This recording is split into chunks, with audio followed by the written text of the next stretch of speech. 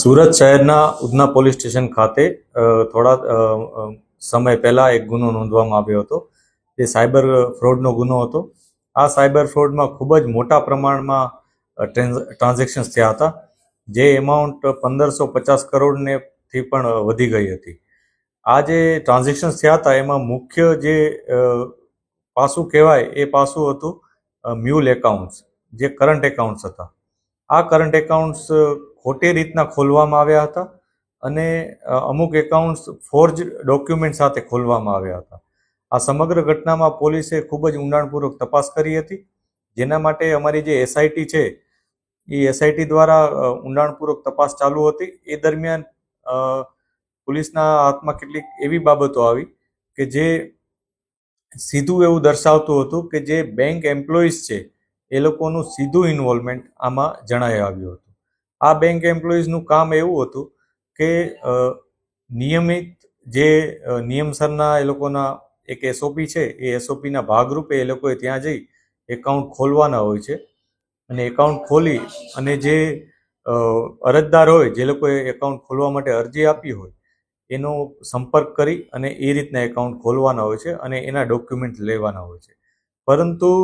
આ જે એકાઉન્ટ્સ ખોલવામાં આવ્યા છે, જે મ્યુલ એકાઉન્ટ્સ છે, એમાં જે આરોપી તરીકે જેટલા બેંક એમ્પ્લોઈઝ છે એ લોકોએ જે અરજદાર અથવા પ્રોપરાઇટર કે જેના નામે કરંટ એકાઉન્ટ ખોલવાના હતા એ લોકોનો સંપર્ક નહોતો કર્યો, પરંતુ સીધો જે મુખ્ય આરોપીઓ છે આ કેસના, કિરાત જાદવાણી અને અન્ય લોકો, દિવ્યેશ ચક્રાણી ને અન્ય જે છે એ તમામનો સંપર્ક કર્યો હતો અને સતત એ લોકોના જ સંપર્કમાં રહી અને આ પ્રકારના એકાઉન્ટ ખોલ્યા હતા. અને એ લોકો જ્યારે એમ પોતાનું આખું એક સેટઅપ બનાવી દેતા ત્યારે આ લોકોને કહેતા કે તમે અહીંયા આવો અને હવે આ જગ્યાએ તમે તમારી જે ઓફિશિયલ પ્રોસિજર છે એ પૂરી કરો. એટલે એ લોકો જે સેટઅપ બનાવતા હતા એ સેટઅપનું જાણકારી આ લોકોને હતી જ, તેમ છતાં તેઓ ત્યાં જઈ અને એક ફોર્મલ પ્રોસિજર કરી અને કરંટ એકાઉન્ટ ખોલી દેતા હતા. અને આ પ્રકારની ઘટનામાં પોલીસની પાસે જે પુરાવા મળ્યા છે એ પુરાવા તરીકે ટોટલ 8 બેંક એમ્પ્લોઈઝને પોલીસે આજે અરેસ્ટ કર્યા છે. એ 8 બેંક એમ્પ્લોઈઝમાં એકનું નામ અમિત ગુપ્તા, એક અરુણ ઘોઘારી. આ બે જે મુખ્ય જે હેડ તરીકેના એમ્પ્લોઈઝ છે, એક એરિયા હેડ છે અમિત ગુપ્તા અને અરુણ ઘોઘારી જે ઓએસડીએમ છે, જે વરાછા બ્રાન્ચમાં ઓએસડીએમ તરીકે પોતાની ફરજ નિભાવે છે. આ ઉપરાંત નરેશ માનાણી, કલ્પેશ કથિરિયા, કલ્પેશ કાકડિયા, મેન્સી ગોટી, આશીષ ઘડિયા, અનિલ જાની, આટલા ટોટલ 8 એમ્પ્લોઈઝ છે કે જે લોકોએ મોનિટરી બેનિફિટ લઈ અને આ પ્રકારના કરંટ એકાઉન્ટ ખોલાવી દીધા હતા.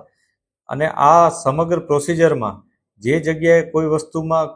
વસ્તુ ખૂટતી હોય, કોઈ ડોક્યુમેન્ટ ખૂટતું હોય અથવા કોઈ એરર આવતી હોય એકાઉન્ટ ખોલતી વખતે, તો આ એમ્પ્લોય પોતે જ સામેથી એના સોલ્યુશન્સ જે મુખ્ય આરોપીઓ હતા એને આપી દેતા હતા અને એ સોલ્યુશન્સ આપી અને એમની પાસેથી એને કરેક્શન કરાવડાવી અને ફરીથી જ્યારે એકાઉન્ટ કમ્પ્લીટ થઈ જાય ત્યારે એની બધી ડિટેલ પણ એ લોકોને આપતા હતા. આ પ્રકારની સમગ્ર ઘટના પોલીસને સામે આવી એટલે પોલીસે આ ગુનામાં ફર્ધર 8 બેંક એમ્પ્લોઈઝને અરેસ્ટ કર્યા છે અને એમનું જે મોનિટરી બેનિફિટ છે, કોઈકને 50,000, કોઈને 2 લાખ, કોઈને 20,000 એવી રીતના મળતા હતા, એની પણ વિગત મેળવી છે. આ એમ્પ્લોઈઝની ચેટ જે મુખ્ય આરોપીઓ છે, કિરાત, દિવ્યેશ, વૃંદા, આ પ્રકારના જે આરોપીઓ છે એ લોકો વિરુદ્ધ પણ એ લોકોની સાથેની પણ એ લોકોની ચેટ છે અને એમાં એ લોકો ડોક્યુમેન્ટ્સની આપ-લે કરતા હોય, એરર કરેક્શન માટેની ડિસ્કશન કરતા હોય અને આમાં અમુક વખતે તો એવું પણ બનેલ છે કે કોઈ પણ જાતની એ લોકોને લીડ ન મળી હોય તેમ છતાં આ લોકો એ લોકોનો એકાઉન્ટ માટેની પ્રોસિજર પૂરી કરી નાખતા હતા. અને જ્યારે એ લોકોને રેઝર પે નામની એક જે ફિનટેક કંપની છે એના તરફથી લીડ મળે એટલે પછી જે પ્રોસિજર પૂરી કરી હોય એને એ લોકો પોતાના ડોક્યુમેન્ટ ઉપર લાવતા હતા. એટલે એક ક્રિમિનલ કોન્સ્પિરસી જે આખી ચાલતી હતી એના ભાગરૂપે આ લોકોએ આ સિસ્ટમનો પૂરેપૂરો ઉપયોગ કર્યો છે, જે મુખ્ય આરોપીઓ છે એમણે, અને એના માટે એ લોકોએ આ બેંક એમ્પ્લોય સાથે મળી અને સમગ્ર કાવતરું